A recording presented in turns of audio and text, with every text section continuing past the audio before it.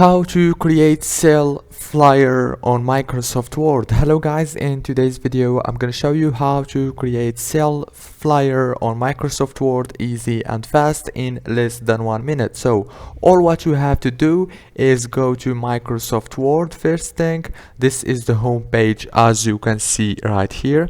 Now all what you have to do is go to the top right here on this little flyer text, click on it, and now it will take you to this page. On this page you will find this sale flyer. If you didn't find it, just search for it right here, and after you find it, click on it and click create.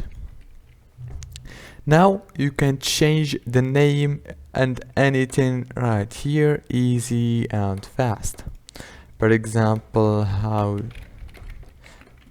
to media sale up to 50% off company. You can add your company name here.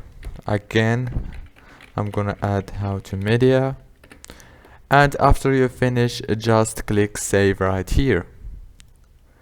If this video was helpful, please don't forget to like and subscribe, and thank you so much for watching this video until the end. See you later.